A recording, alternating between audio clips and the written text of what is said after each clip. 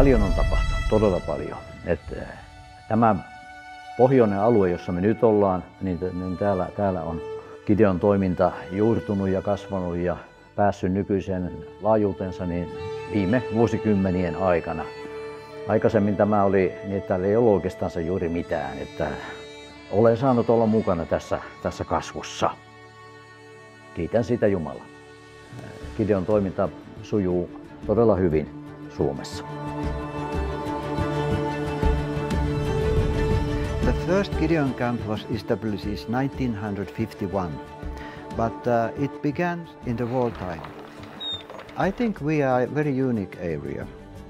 Only very active Gideon area north side of Arctic Circle.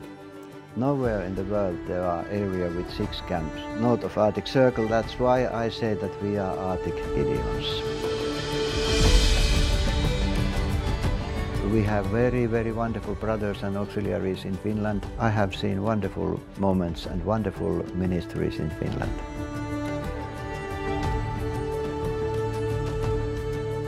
This Levi area is very, very large, and I'm every day working around of this area, even concerning this building I'm working, because I have born in this area. I know all houses around this place, and we have about 23,000 people now here. The local people, we have only 6,000, but this week we have 23,000 tourists around this Mount Levi. Those Christians we have come from many, many miles from different places. And sometimes when we have a Gideon meetings, I need to drive car 600 kilometers just for one Gideon meeting, so that I can meet some Gideons and Christians.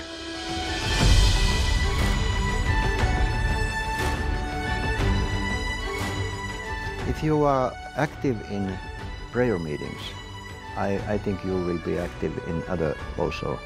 And one of my new favorite is personal witnessing. I'm not very good with it, but I try to learn. And that's why every evening when I go outside, I have 2 PWT in my pockets. And sometimes I come to home without them.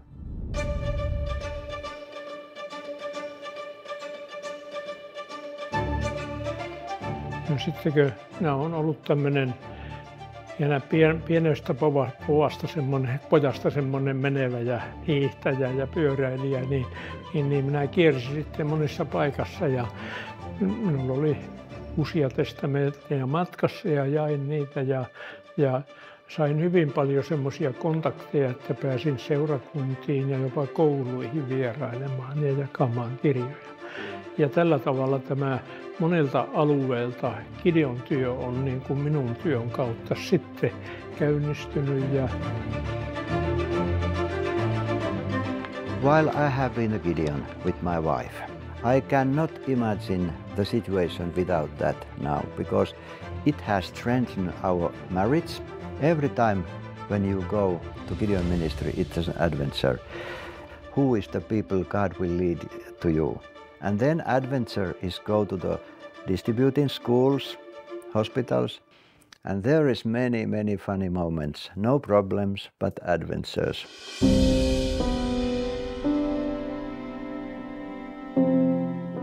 Meillä on uskonnonvapaus Suomessa. Me ollaan useamman vuoden ajan jaettu sekä ammatti-instituutissa että ammattikorkeakoulussa valmistuville hoitajille tämmöinen Gideon testamentti. Ja sitten nämä opettajat aina kutsuvat meidät tähän oppilaitokseen. Useamman vuoden ajan jaettu sekä ammatti-instituutissa että ammattikorkeakoulussa. Et se oli hyvään tarpeeseen, mutta nyt tämä kun kansallinen sisar-Gideon hallitus on tehnyt sitten tämmöiset opetusmateriaalit, joita me voimme käyttää niin sanotussa saattohoidossa, eli etiikkaa elämän porteilla. Ja nyt viime kesänä, kun mä kysyin sitten, että milloin voimme tulla jakamaan, niin en ollut mitään puhunut tästä saattohoito-opetusmateriaalista ja me olimme tehneet Maurin kanssa sitten sen vähän lyhennelmän siitä. Mä sanoin, hän opettaja kysyi, että voisitteko te pitää heille opetustunnin saattohoidosta. Mä olin, että okei, en mä ollut puhunut sitä, mutta tämä oli rukousvastaus. Ja mä sanoin, että kyllä me voidaan, koska meillä oli valmiina se jo. Ja siitä nousi ajatus, että jokaisessa oppilaitoksessa on kuitenkin keskitytään potilaan kärsimykseen ja saattohoitoon ja kuoleman kohtaamiseen. Jokainen hoitaja joutuu sen kohtaamaan. Ja tästä lähti ajatus, että jospa me voisimme mennä tällaisella teemalla, että tätä Gideon testamenttia voitaisiin käyttää ihan työkaluna, hoitajan työkaluna tähän arkityöhön.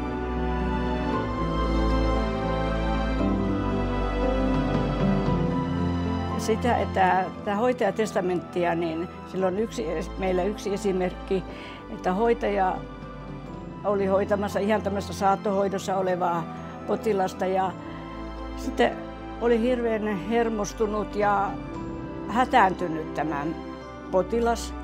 Niin hoitaja sanoi, että joo, että mulla onkin täällä uusi testamentti, voinko lukea? Ja hän luki Johannes 3:16.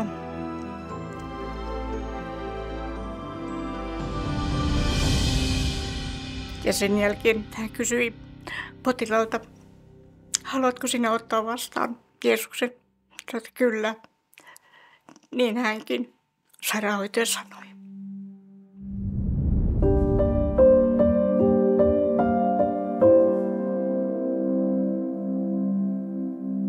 Työn materiaalia, niin minulle nousi vahvasti tällainen kohta, joka löytyy Ilmestyskirjasta luvusta 3 jakeesta 8.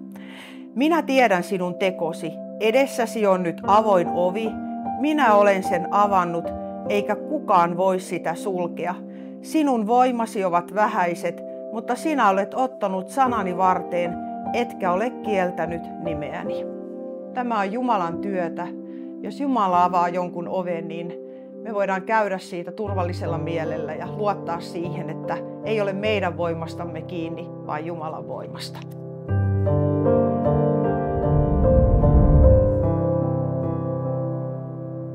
Listen what God wants you to do personally. If you are thinking, what shall I do? Pray, but not only pray. Listen, and God, the Lord Jesus will lead you. If you give the permission, Jesus will lead you, and He will take your hobbies, your home, your car, your money, and God can use it everything to a glory of God's kingdom. We are happy to be here together, and we can, as we learn to know each other and encourage each other and go forward with Christ, with Jesus.